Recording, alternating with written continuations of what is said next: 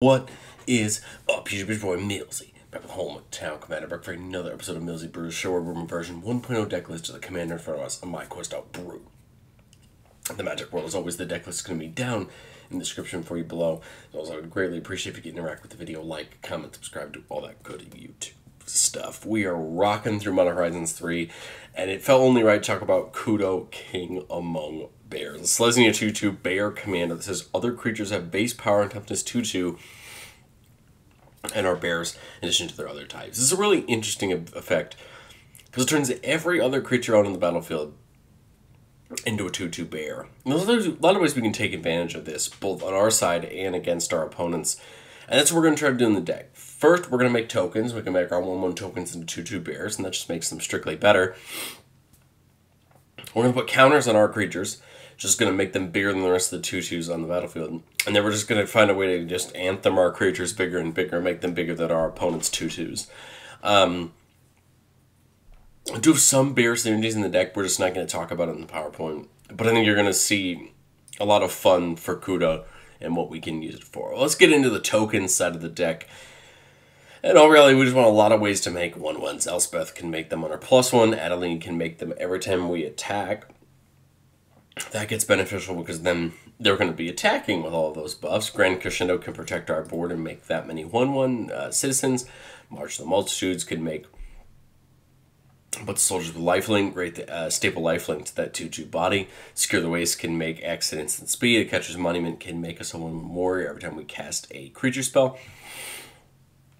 And as you can see here, we're just diversifying the way that we can make tokens that can turn into 2/2 bears. Feldar Retreat can give us one either every turn, or you can put a counter on a creature, every creature we control, and give them all vigilance. So Feldar Retreat is kind of playing two roles. You can either make the token, or be a way to buff the board. And then Rabble Rousing is just great. Whenever we attack with more creatures that make that many 1/1 citizens, and of course those are going to be 2/2 bears, just leading us to continually get more and more tokens on our side of the battlefield. But we're not just going to try to make 1/1s into 2/2 bears. We're also going to try to buff the squad. We have things like a Johnny the Great-Hearted to give every creature we control a counter on it. This, in conjunction with other abilities, are going to allow things like Absent Battle Priest and Absent Falconer to give these creatures with counters on them extra abilities. Battle Priest gives them all flying. Absent Falconer gives them all lifelink, and Absent Falconer gives them all flying. We'll talk about one in a second. Arwen can have creatures that come in with counters. Same thing with Talic Mimic, Call Bear. All bears that we control come in with an extra counter on them. Sovereign Akanika Howl is going to allow us to, once those bears get slightly bigger with any of these other abilities we're talking about, we're going to put more counters and counters on them every turn as Akanek attacks. Tuskar Captain is the third one of those humans that gives every creature the +1/+1 counter ability. This one is Trample. Collective Effort and Requisition Raid can both put a counter on every creature we control, allowing them to start utilizing these types of abilities. We also have things like Cathar's Crusade to just spread counters around as our creatures come in. Tribute to the World Tree, because every creature is going to come in as a 2/2 bear. It's going to get 2 counters on it when it comes in. And then Virtual Loyalty can spread those counters around at the end of each end step and basically give us vigilance. So lots of ways to put counters and other things. Again, the goal is to get bigger than our opponent's 2/2 bears that we're making their creatures into. But that's not it. We're not going to stop there. Let's talk about the obvious combo with Kudo, and that's Elishnor and Grand Cenobite. This is a Phyrexian Praetor who gives all of our creatures +2/+2 and all our opponent's creatures -2/2. Obviously, then killing all of our opponent's creatures state beta its actions. I think this is going to be the obvious combo a lot of people are going to expect, and we'll happily play it. Darian giving everybody +1/+1. Maya giving everybody +1/+1 and giving us a little bit of that tokens as well every time a land comes in, making us a creature token. Tristana giving us +1/+1 to everything and having 2 soldiers when it comes in. Get made. Overwhelming Stampede can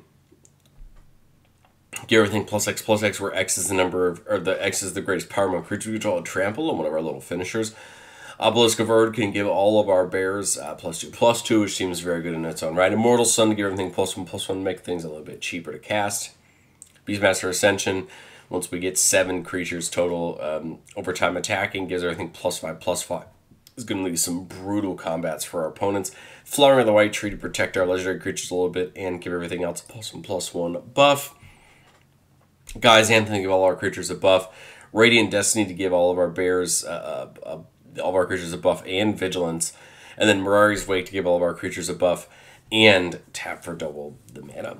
I blew through this kind of quick because at the end of the day, the goal is to make all of our creatures, obviously the 2/2 bears, and try to make them bigger than our opponent's bears so that we can win the, effectively the game in combat. I think there's a lot of ways you can take this. I just chose to kind of focus on the tokens and the counters because we have so many of it readily available in Selesnya colors, and I thought that was the way to go. I'd love to know if you found a bit, found your own way to take Kudo. I think it'd be really interesting. This is just the way I chose to do it. I've said it before on the show, and I'll say it again. No deck's ever complete. This is version 1.0, which means that there's plenty of testing to be done. There's ratios to be figured out. But these are the 3 cards that I really wanted to throw in that I just had to cut for the things. Torrens can give you a 1/1 soldier every time you cast a creature, so that's just going to come into extra tokens. Aura Shards is a card that pays off getting creatures into the battlefield by destroying your opponent's artifacts and enchantments. And Collective Blessing, just to give our whole board +3/+3, can be really good in combat as well. But let's get into our play tests. Here we are keeping a 1-lander with Soul Ring. Let's do it. Let's see where we can have some fun here. So turn 1, we see a Plains. Now, if we wanted to get Kudo down turn 2, this would be the wrong line, but I like the idea of just Soul Ring Metallic Mimic here, calling Bear. Yes, anything that comes in before Kudo gets down won't get the counters, but I think we could find some fun here.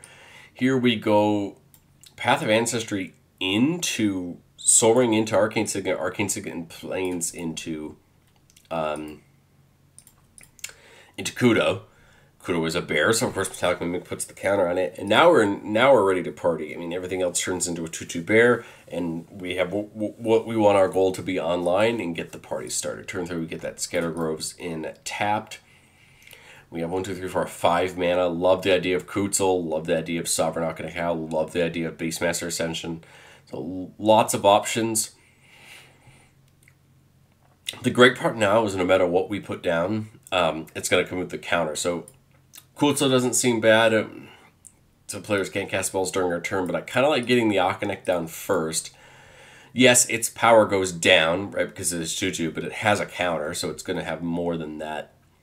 More than its base power and toughness. I'm thinking maybe Kutzel next turn so that we can kind of set up an attack with that. We could take an attack with Kudo if we have one here, but, maybe not. Turn 4 here. Let's see, Arcane Signet this onto here would still only be 1, 2, 3, 4, 5, 6. So we could put the Wild Growth here, and we could get Beastmaster Ascension and Kutzel down. Kutzel comes in with a counter. And now I would greatly... now I have no reason not to take some attacks here because Sovereign will put, of course, a counter on it and Kudo and Kutzel because they have power greater than their base power and toughness because of the counters. And then we just need to get Beastmaster Ascension online to get Metallic Mimic a counter, but... I mean, this feels more than worth it. I doubt anybody's going to have a good block for Sovereign Akhenakel now, and now this will have, what, 2 counters? Because I think it and Kudo probably just attack there and well. And then this turn, we can get the Hardened Scales down, and that'll be, what, 1, 2, 3, 4, 5, 6. So 5 into a Ren's Hydra, which is actually going to come in with 5, 6 counters, 7, 8 total. So it's a 10-10. Again, attack with everything we can attack with. So I would attack with these 3. 5, up to 5 counters on the Beastmaster Ascension. Everybody here is going up 2 counters. Well, they would double but get an additional one. So it would be 5, right? For that 5 here. And now, I mean, now these guys are just getting out of hand, and all we need to do is get the Beastmaster Ascension online before it just gets brutal. And then what Ren's Hydra would go up to 17. So it'd be just brutal. But you could kind of see here. Now we're getting in and attacking. Let's get into our second playtest because I think we've kind of seen what we're going to see on that one. One lander with a Farseek. What is happening with our hands today? I don't know that I would keep this one. I thought I normally do a pretty good job at making sure that we have playable hands, but okay. We'll go with this one now. I don't know what happened there. Turn 1, we have 3 tap lands. That's brutal. I guess get Vastwood in. Oh, we kind of want the white, right? We're going to need the right. I think this is just an odd hand of 3 lands. There we go. Sungrass Prairie. I like the idea of getting the Charismatic Conqueror down before Kudo. Just so that my people might have to start giving us tokens on the Conqueror. And it's important here because this Conqueror is going to start actually getting us tokens quicker than you imagine in most games. Let's say for the purpose of this, you know, one person gave us a token on that play around to our turn. Here we'll get the Vastwood in tap, just get Kudo down and, you know, pass. Let's say, you know, one more person gave a token there. Ardenvale comes in tapped. Automaton wouldn't be bad, giving all of our bears +1/+1. Collective effort, putting counters ain't bad either. Kind of like the Automaton there, making all of our bears +1/+1. And so these are 2/2 bears now. Maybe we take an attack if we have it. But again, on the way back to our turn, maybe we get some more 1/1s, maybe we don't. At this point, we're just going to be at the mercy of our opponents. I was going to say, Genesis Hydra feels odd for 2 mana. Chroma's Will is probably our goal at some point. Collective effort. Could put a counter on everything. Here, I think I would just try to take an attack. I mean, they're all 3/3s. We could keep up a Chroma's Will in case we need to protect ourselves. But I think we can start threatening people with this board. Here we don't draw land, we'll get King Darien again. So now they get +2/+6. Now there are 4/4s. Remember, these are going to keep the lifelink. So I think this is a good board. What we're looking for is another land, get some more +1/+ down, and then, you know, maybe try to get Rabble Rousing or Tristani down and just keep pushing our advantage. But let me know, what do you think of Kudo? Down in the comment section below. Interesting deck. Again, I think there's a lot of ways you could take Kudo depending on what you want to see from it. Again, I went the counters and tokens route. I'd love to hear what you think if you chose to go a different route, but I will catch you guys next time.